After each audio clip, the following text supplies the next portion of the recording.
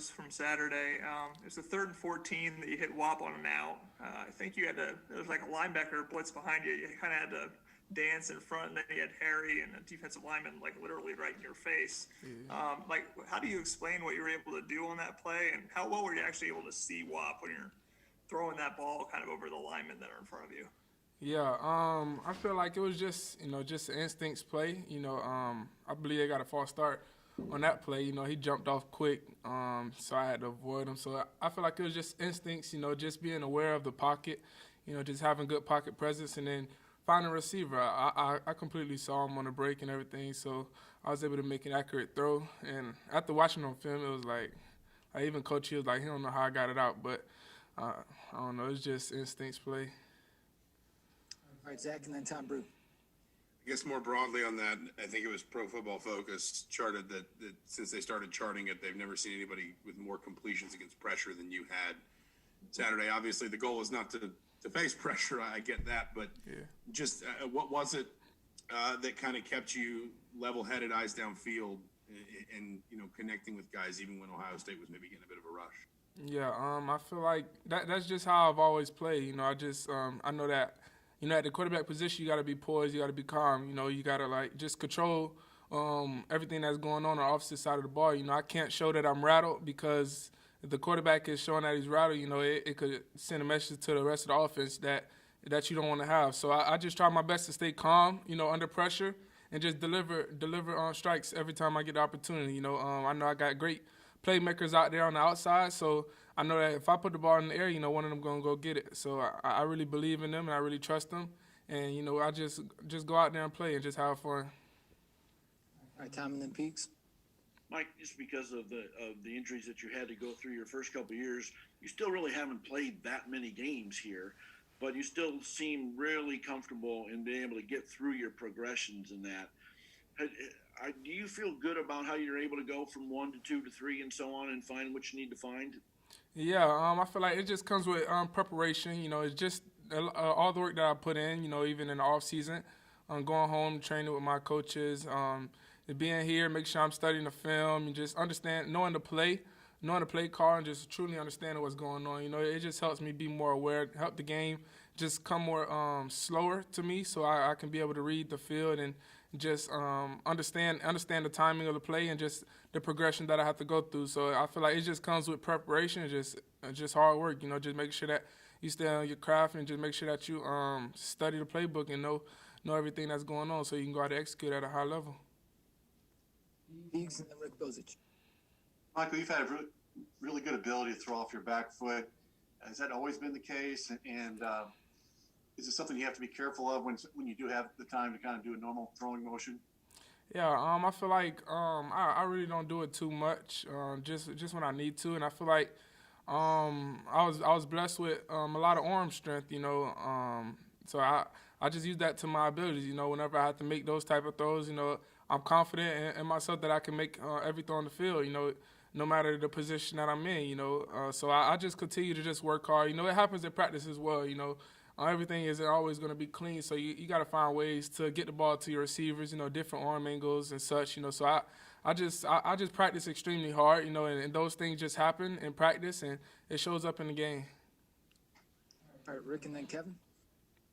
Yeah, Mike, on Saturday, people like LeBron, Booger McFarland, a bunch of people were tweeting out praise for you and for Indiana football. Did you see that, and what does it mean to you?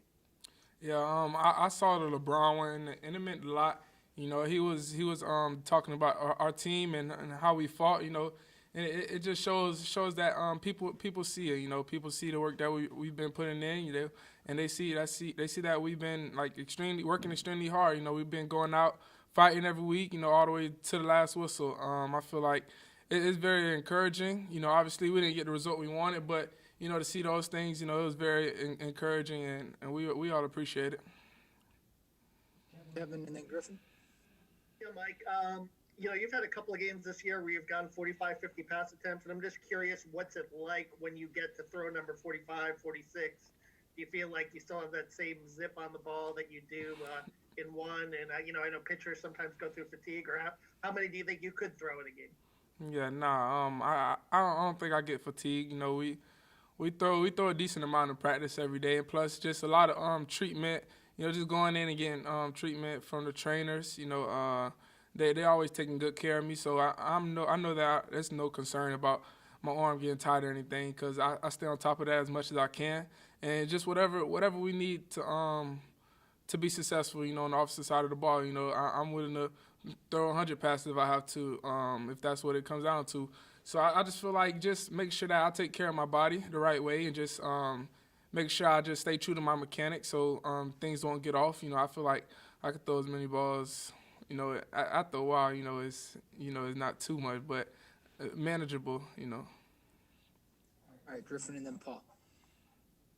Hey, Mike, you were talking about your confidence earlier, and Nick was mentioning earlier that your first practice at IU, you could see that you're a good quarterback because of your poise. You don't seem to have any fear, and you're just always confident on the field. Where does that come from? I really don't know. I just feel like, you know, I feel like just growing up, you know, I had it was a lot of pressure, like on me, you know, just as a quarterback. You know, I feel like that position, it takes a lot to play that position, you know, because, you know, like they say, when things go good, you know, you're going to get a lot of credit, but when things go bad, you're going to get the blame. So it just takes that from a quarterback. You know, you just got to have that maturity. You got to have that level head. Just make sure that you stay the same through all situations, because, you know, you got people looking at you, you know, whenever things are going good, you know, the team's looking at you. Things going bad, the team's looking at you. So you just got to stay the same. So either way, no matter what's going on, you know, everybody knows that you're going to get the same player every time. And that's what the team knows for sure about me. You know, no matter what's going on, you know, they're still going to get the same player. And that's just something that I make sure I stay focused on, and make sure I stay on top of, because I don't want to show anything less to the team, you know. All right, Paul, and then we'll wrap with Jim. Hey, Mike, when you look at Maryland's defense, they've got one of the better linebackers in the Big Ten statistically. What stands out to you about them?